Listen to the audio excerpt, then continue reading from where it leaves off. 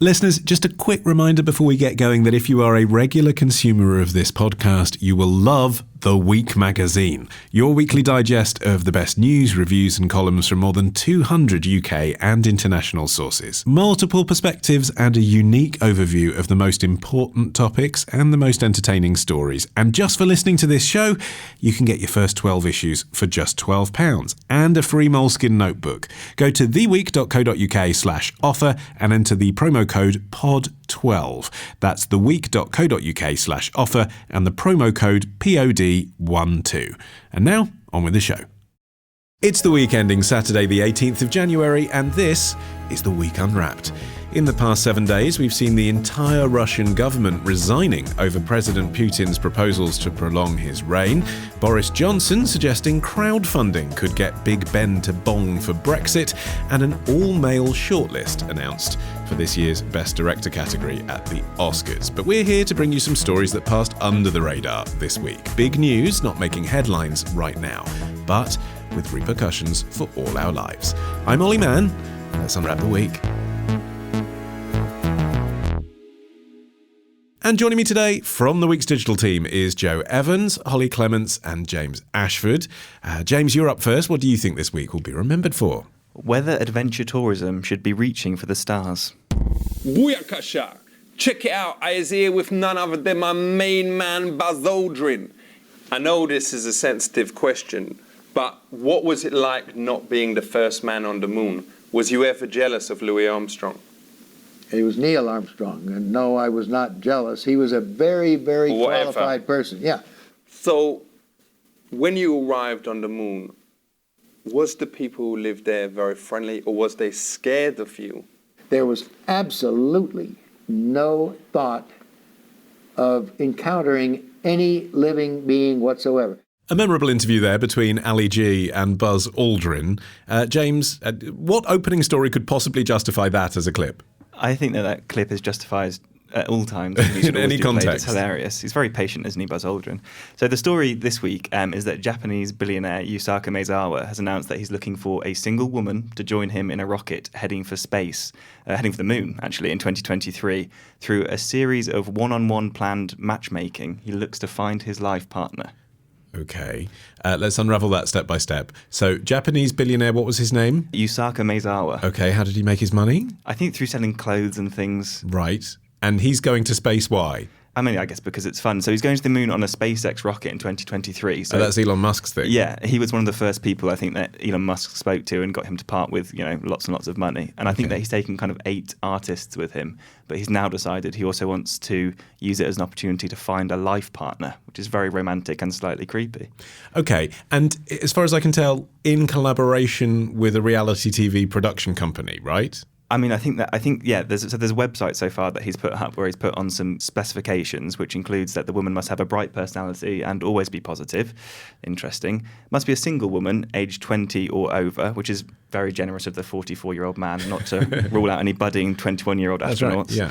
And he wants them to be able to be interested in going to space, which you kind of assume is a pretty necessary criterion, and that they want to enjoy life to the fullest and wish for world peace. Okay, but I mean, look, I saw this story and I was like, this is ridiculous. Why? I mean, he's a billionaire. I'm sure he could find a partner fairly easily without establishing a website for the purpose.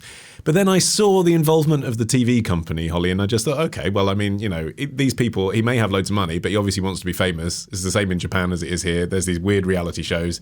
That's why he's doing this. So it's not really real anyway. Maybe. He's fairly famous, I guess, for going to space in the first place. Yeah, but people want more, don't they? He's like one of the Dragon's Den entrepreneurs, basically, isn't he? He just wants to be on telly. Well, he just said he was a bit lonely. I felt a bit sorry for him. Would you like to apply? I don't think he said you have to be Japanese. No, I did feel bad if he finds a partner and then they're not fit enough to go, because I assume you have to pass some rigorous physical tests to be able to go into space. So what happens if he does fall in love and she can't do it? There seems to be lots of factors involved. I mean, again, I think you're describing the plot of the TV show they're going to make of this, rather than this being a real concern. So let's just park the gender politics here for a moment and talk about space tourism itself. 2023.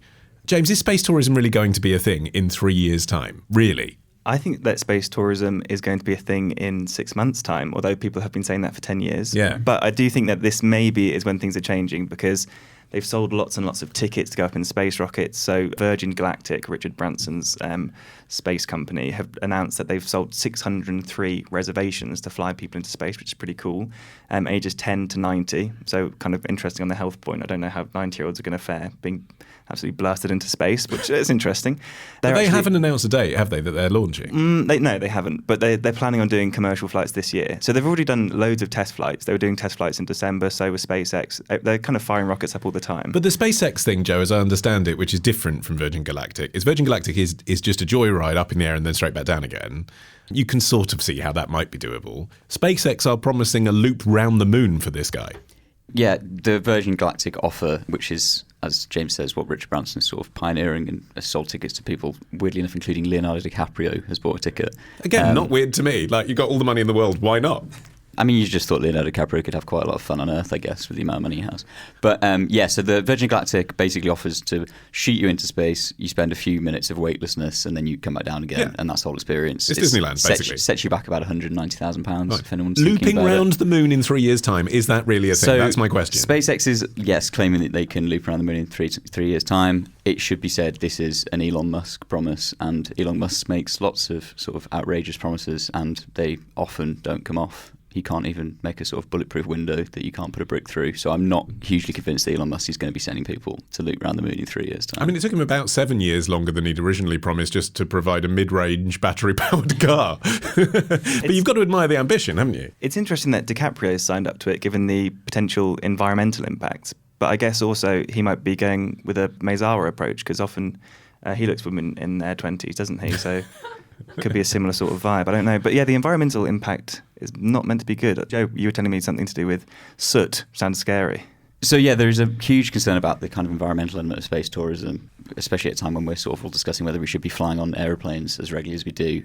Work that's been done by the Aerospace Corporation in Los Angeles has, yes, raised massive concerns about the amount of soot that is emitted by these rockets. They did a computer simulation and found that 1,000 annual launches would belch out about 600 tons of soot, or sort of black carbon.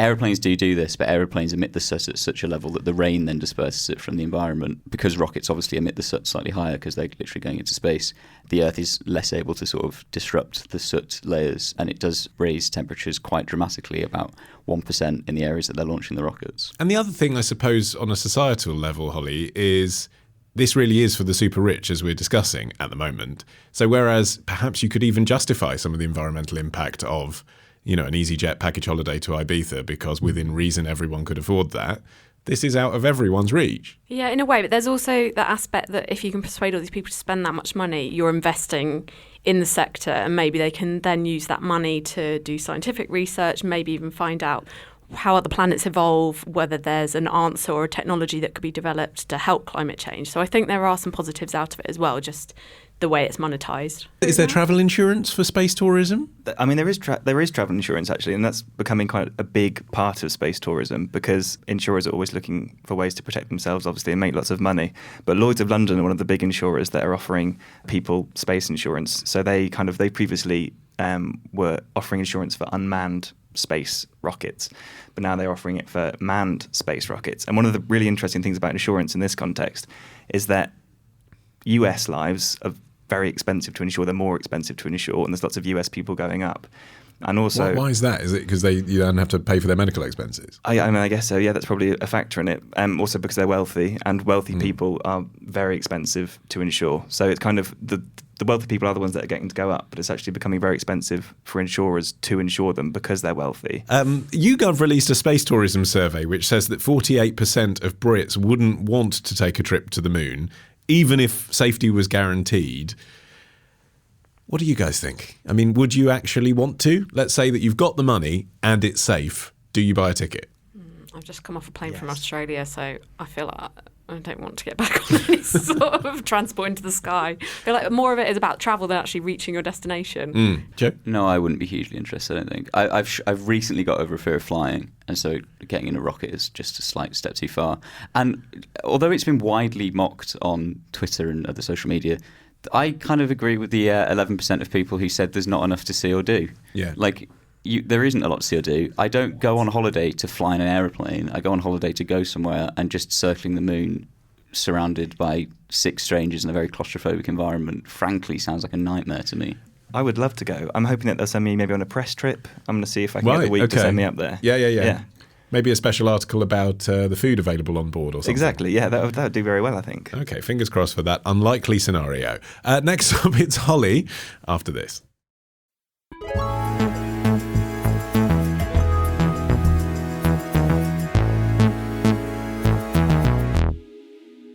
Okay, Holly, your turn. What do you think this week will be remembered for? Is it time for last orders in the city? January is the time that many of us commit to making healthy lifestyle changes, exercising more, overhauling our diets, and for an estimated 4.2 million Brits, giving up alcohol for the entire month. The charity campaign Dry January began in 2013, when just 5,000 people took part. This year, around 1 in 10 drinkers said they were planning to go booze-free. A clip from Dry January, the true impact on your health, pubs and the economy, taken from the appropriately dry on-demand news YouTube channel. Holly, we did Veganuary last week. Now you're bringing us Dry January. Yes, so... You're fitting every cliche. All the trolls on Apple Podcasts that say we're all limp-wristed hipsters. What are you bringing us about this story? So this week is quite specific. Leading law firm Linklaters has launched a sober chaperone scheme to keep staff in check at work events. They actually did it before Christmas, so they did it over their Christmas party season, where they have a member of staff to remain alcohol-free at their boozy events. And they say it's to assist the smooth running of their social events, but it does come in a much wider context. The legal industry has been very tied to alcohol. A lot of the business meetings or client meetings are held over drinks, and there's a big movement now to try and stop that for various reasons. Dry January does come into it. The Junior Law Division of the Law Society has launched guidance this month on creating a healthier alcohol culture in the legal profession, and it is wider across the city as well, like accounting firms are doing it as well. Yeah, okay. So, I mean, we've talked... I mean, I was kind of mocking this scenario, but we've talked before about how basically millennials and the generation coming up underneath them just aren't as interested in heavy drinking and partying in that sense as perhaps people who are now in their sort of late 30s and 40s were when they started work. Is that what's happening really, that the trend is the people that they're employing don't want to go to parties that are so booze-fueled at work? I think that factors into it, and more of a diverse workforce. Obviously, religion plays into it. Maybe if you're pregnant or you have to drive after work, there's lots of reasons why you might not want to drink, and these people are feeling like they can't take part in actual work functions because there's alcohol there and they feel pressured into doing so. But then so the solution to that, it seems to me, is to have more options for non-drinkers, take the pressure off, make it clear that you don't have to have a drink, but drinks available for people who do, have events that aren't focused around alcohol. But to have this chaperone, it's a weird idea, isn't it? The chaperone, I'm not sure is a good idea, and I'm not sure it's a good advert for your company to say that you need a chaperone at your work events. Like, what is going on that is so bad? Which answers another question. Another reason is kind of Me Too movement. There's been lots of harassment, bullying. There's a statistic that 1 in 3 women across the world, this kind of global survey, have suffered sexual harassment, and alcohol plays a big part in that. And this chaperone, is it someone who works in the company who for the night becomes the kind of designated driver, or is it literally a role they're advertising for someone to supervise their workforce? It's someone that already works there, but just imagine how awful that job is. Like, for one, you're either the fun police, so you're trying to tone down everyone's fun, or something bad actually happens and then you've got to deal with that. Yeah. It just doesn't seem like a job that anyone would want to sign up for. Joe, do you think this is a welcome development? So I think that this particular example with the law firm comes in a very, very specific context. There's been 2 huge issues in the legal industry in the last sort of 24 months that have really shaken the core of this sort of city drinking culture. The first one was a guy called Gary Senior, who was a managing partner at a firm called Baker McKenzie. He sexually harassed a junior associate. His identity had to be secret for a long time because the law firm signed an NDA with the junior associate. The Legal Week editor at the time described it as sort of Law's Voldemort moment, that there was this moment that everybody in the legal industry knew about this case. No one could name him. I, at the time, was a legal reporter, and we couldn't name him in our reporting. Then that was shortly followed by a guy called Ryan Beckwith, who was a lawyer at Freshfields, which is another big Magic Circle firm. And for listeners who don't know what Magic Circle means, that basically means the top legal firms, right? The top, 4 or 5 legal firms in the country. Yeah, exactly. He actually had to resign after a disciplinary panel found that he knew or should have known that a junior female colleague was too drunk to make proper decisions about sexual activity with him. And so This move within the law firms, I think, comes in a very, very specific context of two huge cases with two big law firms, and it's basically a lot of law firms trying to get their houses in order. Okay, so that said, James, is this just a PR stunt then? To build on what Joe was saying, I read that Slaughter and Maid also kind of banned subsidised skiing breaks and things, again, amid claims of sexual harassment. So I feel like maybe this is a PR move in trying to address that, but I kind of think the whole thing's slightly ridiculous, because if your concern is sexual harassment, then address sexual harassment, don't address drinking, because a lot of people drink without sexually harassing people. Yeah. And if you're so worried that your employees will sexually harass people if they have a drink, Find different fire employees. them. I mean, it's not hard. But even on its own terms, Holly, the idea of having one chaperone at a party for, say, 200 employees, you can't stop someone getting up to whatever they think is consensual in the toilet, can you? You can't stop someone groping someone in the queue for the cloakroom. I mean, you can't be everywhere all the time anyway. And whether that kind of pushes any bad behaviour out to the pub after the work event, or that it does actually tie in with the Equality and Human Rights Commission, who this week warned employers, just generally employers, that pub banter can count as sexual harassment. They've just given out some more advice to employers saying, basically, if it happens between two employees, you've got to take some responsibility for it, which is a big change from a few years ago. And I think that is welcome. And I agree with James, like, you can't blame alcohol. It's the person that's harassed the other person that should be to blame. But by removing some of the alcohol might just help to save a few people from that happening. I mean, it's a bit sad, though, isn't it, all of this? Because, I mean, you know, speaking personally, I think drinking is fun. I think I control myself in workplace environments. I like, you know, getting loose with people that I work with a little and just shooting the breeze in an environment where, you know, we're all together because we work together, but we're not in the office. And alcohol really helps sort of lubricate people in that scenario and be a bit more open and have fun. It'd be a shame if that ended completely. Yeah, I don't think anyone's saying completely let's not drink. They are just saying let's introduce some more adult alternatives. For example, there's this idea that you can only have warm orange juice if you don't drink, or you can only have tango, which are a few examples of what you're offered if you don't drink, whereas there is a lot of other alternatives. Yeah, but some people listening to this, some bosses would say, you know, I run a small business, it's not worth it. I'm not going to get involved in an officially sponsored drinks party. If my employees want to go to the pub, that's up to them. And that would be a shame, wouldn't it? I think so. If people like to drink, then they do like to drink. But also there is kind of further backlash, which I guess this says a lot about British culture. The Sun headline when the Law Society suggested that people do something alternative was snowflakes call for booze at work parties to be banned and replaced with cake decorating, which is not exactly what they're saying. There was also like hat making as another choice. But I don't think it would be a bad thing to have alternatives as well as alcohol. Just that doesn't have to be the only way of doing business. And it's not, as you say, just going out for a drink after work. It's having client meetings over drinks. It's having team building days over drinks. Like, I don't think alcohol has to be there for every single day. Yeah. But then I suppose on that sort of grey area for most of us, there's just that thing of it's a bit difficult being a sort of networking environment, or like, you know, having the courage to talk to the boss at the Christmas party, and alcohol helps in that scenario. I have signed up to Dry January, which I'm doing very well at. I've only broken it once. I've received a few emails from PRs as a journalist who are saying, do you want to come to our event? And it's Dry January. Obviously, you know, I think absolutely not, because why would I ever go to a PR event if they weren't offering you a free drink? It's absurd. That's the only reason that people go to these things. Yeah, you'd have to stand around for an hour talking about their product. Can you imagine? God, I mean, awful. Joe, are you any good at networking without alcohol? I mean, I'd rather do it with alcohol, if I'm honest. And I'm doing very well at the fact that it's Dry January and that everyone else isn't going to these PR events and I can snag them all. But I do agree. I agree with you that it's difficult when so much of our sort of workspace culture is built around drinking. And like you say, with networking and with client meetings in certain industries, we're journalists, as James points out, there's a lot of drinking involved in the journalism industry. That is a massive issue. Wired this year asked, do startups have a drinking problem? City AM has asked loads of times, does the city have a drinking problem? I think this is sensible, really. It's kind of a minor shift towards just sort of trying to make that culture slightly more inclusive. I do agree it'd be a massive shame if we went too far the other way and mollycoddled adults into sort of, I'm not necessarily sure I'd want to go hat making with my work colleagues. But I do just think that this kind of stuff is part of a sort of greater drive towards diversity and inclusion, especially when we're so aware of cultural reasons for not drinking, religious reasons, mental health reasons. But then it's happening anyway, isn't it? This is what Holly was saying. You know, there are more pregnant women in the workforce, there are more Muslims in the workforce anyway, so there are more millennials in the workforce, so this is evolving in this direction anyway. Does it need the push? I don't think that helping that culture improve and become less sort of drink heavy is a bad thing. Yeah, the Sun calling everyone snowflakes is just a thoroughly unhelpful way of making workplace culture a better place. think if we got to the stage where you're in the pub and nobody has to ask, why aren't you drinking?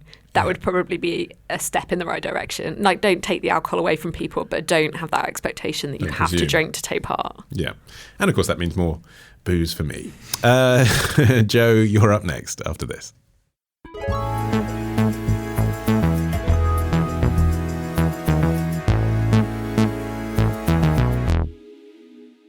And last this week, it's Joe. What do you think this week should be remembered for, Joe? Can't live with them, can't live without them. The changing trend in couples' domestic arrangements. Yeah, we've never lived together. We started off, I came out of a relationship, David came out of a relationship, and we just wanted our independence for a while.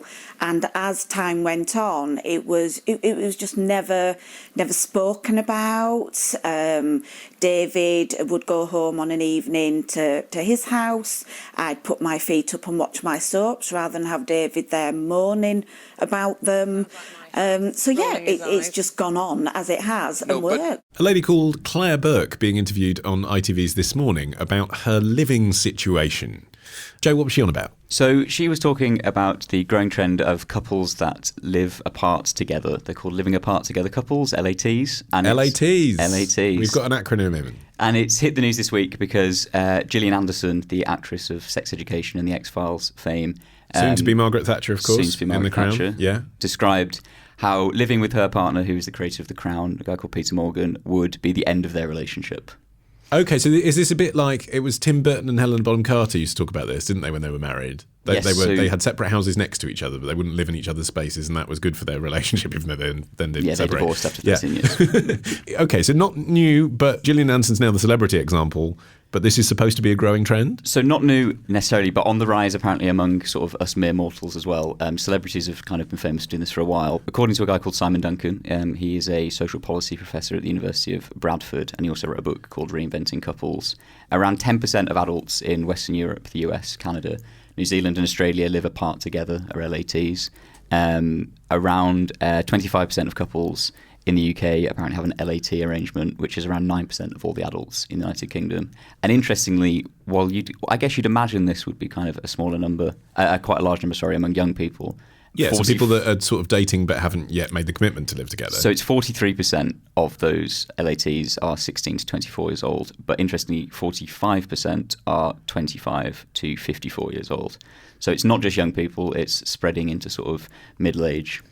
So why do we think that is? I think that globalization might be a factor because you get people in more long-distance relationships. So, yes. you haven't just got people who are living in the same city as you, but you might go on a trip somewhere or you might study with someone and you might get into a relationship with them and then end up living apart but being together.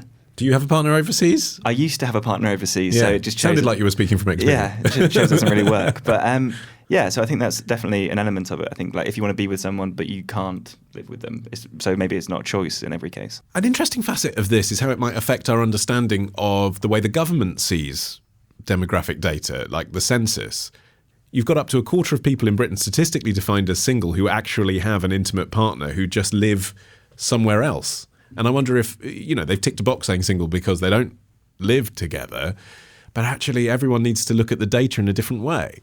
I also think it filters into the way that government benefits, for example, are set up in that it matters who you live with. So you might lose your benefits if you're a single mother, perhaps just because you've moved in with your boyfriend, but they're not paying towards your children. So there might be other reasons why people have chosen to do that because it's going to take some of their money away. I wonder as well, Holly, whether people are separating faster. Like people are making decisions they don't want to live with each other anymore and then dating someone else and thinking, I don't want to rush into this. People on their second marriages and stuff. Yeah, I think probably that older demographic is probably related to divorcees or people that have separated. And I wonder if they've been a bit traumatised by living with somebody, or maybe they've got that children of their own and they find it easier to live with their own children and have a kind of relationship separate to that.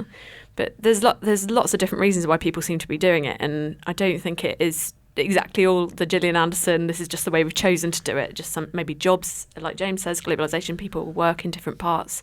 But it also struck me that it's quite an expensive way of doing things. Yes. So you'd have to be able to afford 2 homes. And if you are going to settle down and have a family together, it's surely cheaper to be living in the same space. Yeah, and actually, I mean, I imagine quite a lot of younger people probably rush into living together because it is cheaper. I mean, it's one of the reasons, isn't it, that people actually get hitched quicker than perhaps they otherwise would. There was a survey in America that said 23 was like the cut-off point because they looked at ages that people started living together. And if you started living together before 23, you were 60% more likely to get divorced. And if you did it after 23, it was like 30%. So I think part of it might be to do with whether your kind of brain is ready, you've chosen the right partner. Yeah. And then the flip side of that is, like, we all know anecdotally people who have separated or even divorced and are still living together because they've got a joint mortgage or whatever and they can't afford to go and get their own property. And people that are living together before marriage. That's funny that the number's gone the other way. Obviously, 50 years ago, people just wouldn't live together before marriage, and now it's gone that way. But like Joe says, this is a new trend where people are maybe getting married and then not living together, which is a bit backwards for how it's been going before. Does anyone have a view on what this might mean for business then? Might this impact the property market? You know, people selling houses or flats that have got 1 bedroom or fewer double rooms, or might this mean that people are working on the basis that even people that are seemingly together might have nights where they're alone and try and sell stuff on that basis? It doesn't seem good for the housing crisis. If we've talked about it before, trying to get enough houses for all the people, if you're spreading your family out through a number of houses, that's obviously not great. But then I wonder if some people are living with friends, like the younger generation that maybe haven't decided to partner up yet. They're probably living in groups. Joe? Yeah, I think sort of anecdotally, like most of my friends are fairly young and in relationships and have moved in together because it's sort of more financially viable to do that. And if you've been a student and you want to get out of sort of dodgy student accommodation and want to live somewhere nice, it's easier.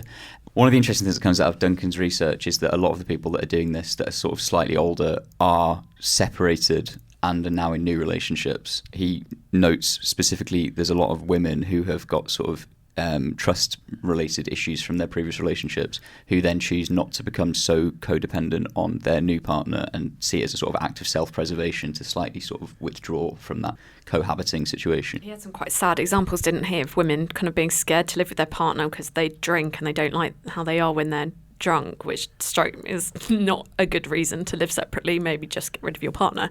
But there's also, I wondered whether it's just prolonging a relationship that was going to break up anyway, and maybe if you did move in together just for a few weeks, you'd realise they're not for you. So maybe there's different kind of styles of relationships. There's also possibly the dilution of gender roles as well. You know, studies show, don't they, that basically when men and women do move in together, typically the woman ends up doing more of the domestic chores, regardless of, you know, what the outlook is of the people involved. And, you know, however much the man may say, I'm a progressive and I want to do my fair share, women just do more of the domestic stuff. And a lot of women presumably just don't want to end up in that situation. They're quite happy looking after their own flat, not someone else's. Gillian Anderson says that. She says she really enjoys just stepping over her partner's trousers and not having to pick them up. My grandma's in that category, by the way. She's 92 and she's going out with an 86-year-old guy and they see each other at the weekend. They could cohabit. They've been together for 5 years now. But basically the reason she doesn't is she doesn't want to have to cook someone's meal 7 nights a week. You know, he's 86. He doesn't know how to fry an egg because he's of that generation. And, she, you know, she's now thinking, well, I'm a widower. I'm independent and I will see this man when I want to. I think that makes sense. I think especially for older people who are set in their ways, you probably don't want to compromise and you might not want to sacrifice, because I think sharing with someone, or sharing anything really, the idea of sharing is that you are sacrificing something of yours and giving it to someone else, which can be very romantic or noble, but it's still a sacrifice and you're still giving something away. I guess also you can be very intolerant, which is the reason that I live on my own, because I can't face living with other people and having to clean up their mess. Awful. And also I feel like, I'm doing more and they won't do as much. So are you romantically involved with someone at the moment? Yes. Are you an LAT then? Yes. Yeah. Would you like to remain an LAT? Because the pressure's there to hook up properly and cohabit at some point. I mean, it's a fairly new relationship, so I think that being an LAT is expected at this point. But yeah, no, I think living apart. Do you secretly think, like, if in 5 years' time you could still be together, see each other as much as you like, but still have 2 separate properties, would that be preferable, really? Well, it's not a secret, is it? Because there's a big microphone in my face. It's just between you and me. No, I think that ultimately, I think living together is probably quite nice, isn't it? And that's what most people actually aspire to, isn't it? You know, despite these statistics. I mean, I was quite happy to move in with my girlfriend as soon as possible, to be honest. Not what you told me. Come on, James. Yeah, and I like my girlfriend. She's good company and she's a good flatmate. So why on earth would I not want to? I agree that I think for most people that the ideal situation would be to live with your partner. It seems that in a lot of these cases it's either sort of a very specific personal reason for not wanting to live with somebody, like the examples Holly and I mentioned earlier, or financial or geographic. I don't know, he says, but why would you not want to? I'm thinking back to before my now wife moved in with me. I did have a really lovely life. We saw each other when we wanted to. And, on the other nights, I saw my friends and I didn't have her feeling like there was a role in how I was living my life in my space. I suppose that's the advantage, isn't it? Yeah. Are you looking at me as if all your relationships are doomed after this conversation? I'm glad that I said what I said and that James and Holly said what they said. Holly, you're the only person who hasn't added a personal dimension to this conversation. Well, I'm an army wife, so I'm basically an LAT most of the time, not Best by of choice. both worlds, yeah. Someone else's responsibility to send him off. Well, on that note, thank you for listening to this edition of The Week Unwrapped. My thanks to Holly Clements, Joe Evans and James Ashford. Whether you split the Wi-Fi bill with a partner or not, be sure to follow us at Week Unwrapped on Twitter. And if you're not subscribed to this show yet, for goodness sake, please do it now. Search for The Week Unwrapped on your podcast app of choice. I've been Ollie Mann, happily married and cohabiting. Our music is by Tom Morby, the producer Sarah Miles at Rethink Audio. Until we meet again to unwrap next week. Bye-bye.